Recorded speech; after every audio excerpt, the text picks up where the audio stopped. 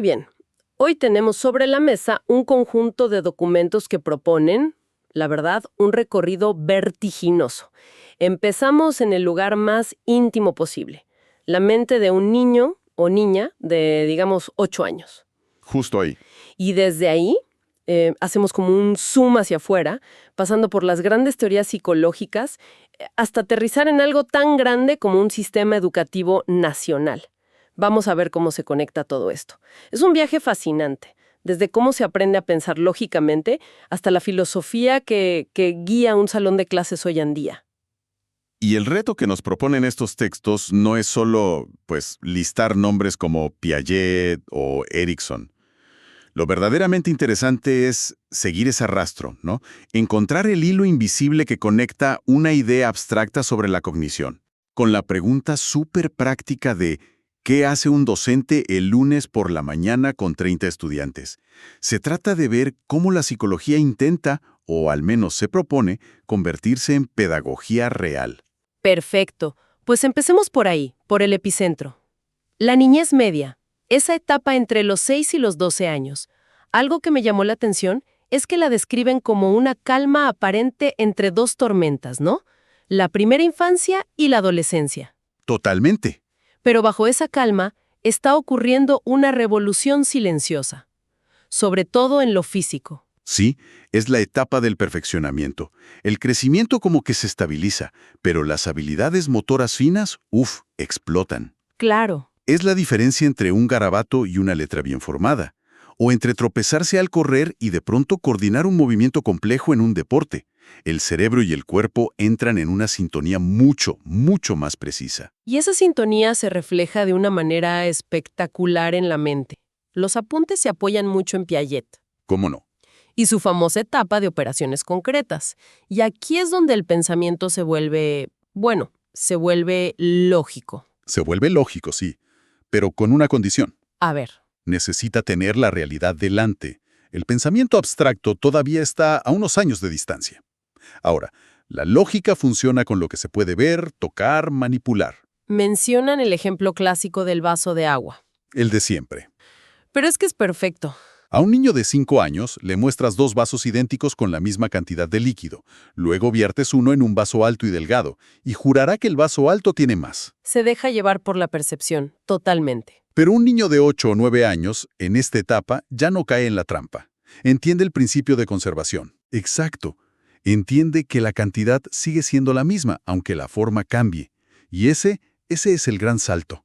Es la capacidad de mantener una variable constante en la mente mientras otra cambia. Justo eso. Pero aquí viene la conexión que me parece más potente de todo este análisis.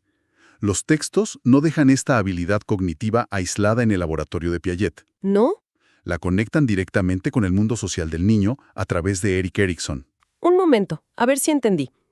¿Me estás diciendo que la misma habilidad mental que le permite a un niño entender que el agua no desaparece al cambiar de vaso Ajá. es la que de repente le permite pensar, soy mejor en fútbol que Juan, pero Ana es mejor en matemáticas que yo? Exactamente. Es el mismo software mental para dos cosas que parecen totalmente distintas, una física y la otra social. Eso es increíble. Exactamente. Erikson llama a esta etapa laboriosidad frente a inferioridad. Es el momento en que el niño sale al mundo social de la escuela y pues empieza a medirse. La capacidad de clasificar, seriar y conservar que Piaget describe para los objetos, Sí. el niño ahora la aplica a sí mismo y a los demás. Compara, evalúa y en ese proceso construye un autoconcepto muchísimo más complejo. Ya no es solo soy bueno, es soy bueno en esto, pero no tanto en aquello. Ah, ahora me hace clic. Cuando los apuntes hablan de la crisis de Erikson, no se refieren a una crisis dramática, No, para nada. sino a ese cálculo interno constante que hace un niño en el patio de la escuela para saber en qué soy bueno y dónde encajo. Es una redefinición total de su identidad. Es una redefinición crucial, sí. Si el niño logra sentirse competente, productivo, laborioso, en áreas que valora, desarrolla una base sólida de autoestima. Claro. Pero si por el contrario la balanza se inclina constantemente hacia la comparación negativa, empieza a gestarse un sentimiento de inferioridad que, puede arrastrar durante años. Por eso esta etapa es tan delicada. Ok, entiendo la idea de Piaget y Erikson. pero suenan como dos historias separadas que ocurren al mismo tiempo. ¿Los apuntes que tenemos proponen alguna forma de unificar todo esto? O sea, ¿hay una teoría que las contenga a todas? Es una excelente pregunta, porque nos lleva directamente al siguiente punto clave del material. Y la respuesta corta es que no hay una superteoría. Ah, Más bien, nos invitan a pensar en cada perspectiva como un par de lentes distintos. Cada par de lentes te permite enfocar un aspecto diferente del desarrollo, y necesitas cambiar de lentes para tener la imagen completa. me gusta esa metáfora de los lentes. Y, para ilustrarlo, el texto contrasta varias de estas perspectivas. Por un lado nos ponen los lentes de Arnold Gesell y su maduracionismo. Su idea, en esencia, es que el desarrollo es un despliegue genético, como una planta que florece siguiendo un horario biológico interno, ¿no? El niño caminará, hablará o razonará lógicamente cuando su cuerpo y cerebro estén madurativamente listos. El ambiente puede nutrir o entorpecer, pero no puede alterar esa secuencia fundamental. Exacto. Pero esa idea de Gesell suena un poco determinista, ¿no? Como si el ambiente, los padres, la escuela no importaran mucho. Claro. Me imagino que teóricos como B.F. Skinner tendrían mucho que decir al respecto. Y vaya que lo tuvieron. Si Gesell mira hacia adentro, a los genes, Skinner mira exclusivamente hacia afuera, al ambiente. Con los lentes del conductismo, el desarrollo no es más que una larga cadena de aprendizajes. O sea, Un niño es generoso no por una bondad innata, sino porque ha sido reforzado positivamente con sonrisas, premios, aprobación, cada vez que compartió algo. Todo es producto de la experiencia. dos visiones totalmente opuestas. Una dice que estamos preprogramados y la otra que somos una pizarra en blanco. Exacto. Y supongo que la verdad, como casi siempre, está en algún punto intermedio. Precisamente. Y para encontrar ese punto intermedio necesitamos más lentes. Los psicoanalíticos para ver lo inconsciente. Los cognoscitivos de Piaget para la construcción de esquemas mentales. Pero hay un modelo que estos apuntes destacan como el más integrador de todos. ¿Cuál? El modelo bioecológico de Uri Bronfenbrenner, ¿Y qué tienen de especial los lentes de Bronfenbrenner? que son unos lentes de gran angular. Bronfenbrenner nos dice que es un error estudiar al niño como una entidad aislada. Para entender su desarrollo, hay que entender su ecología. Suena interesante. Imagínalo como esas muñecas rusas, las matrioscas. El niño es la muñeca más pequeña en el centro. La siguiente capa es su microsistema. La familia, la escuela, los amigos cercanos. Ok. La siguiente es el mesosistema, que son las conexiones entre esos elementos. Por ejemplo, la relación entre los padres y los maestros. Entiendo. ¿Y luego vienen capas más grandes? Exacto. El exosistema, que son entornos que no incluyen directamente al niño, pero le afectan, como el trabajo de sus padres. Claro. Y finalmente, la última y más grande, el macrosistema. Los valores culturales, las leyes, las creencias de la sociedad. O sea, no puedes entender a la muñeca del centro sin entender todas las capas que la rodean y la moldean. Fascinante. Ese modelo actúa como el marco que contiene a todos los demás. Nos dice que la maduración de Gesell, el aprendizaje de Skinner y la cognición de Piaget ocurren todos a la vez, dentro de estas capas de influencia.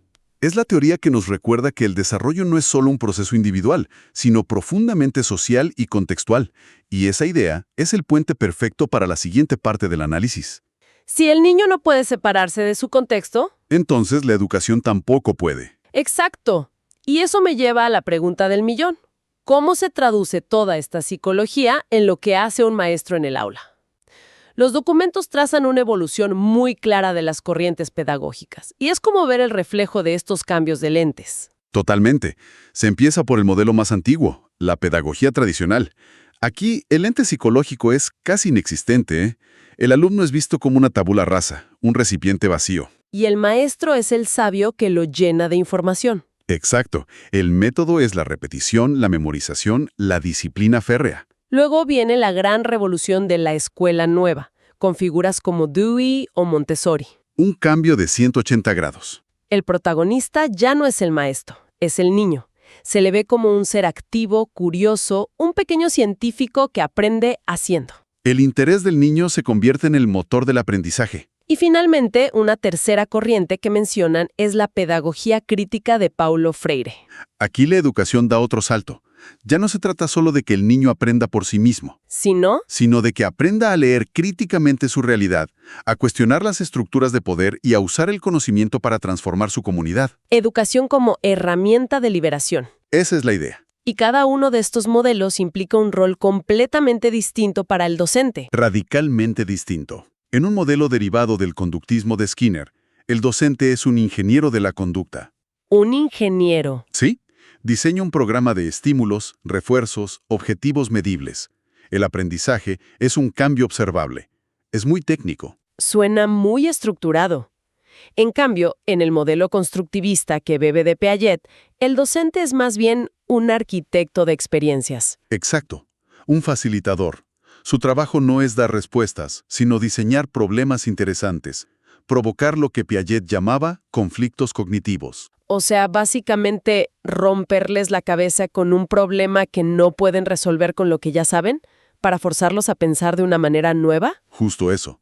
Es crear esa comezón intelectual que solo se rasca aprendiendo algo nuevo. Pero ese modelo constructivista, que suena ideal, plantea un desafío enorme en la práctica, ¿no? Gigante. ¿Cómo un solo maestro maneja a 30 alumnos que están construyendo su conocimiento a su propio ritmo sin que el aula se vuelva un caos absoluto? Requiere una habilidad y unos recursos extraordinarios.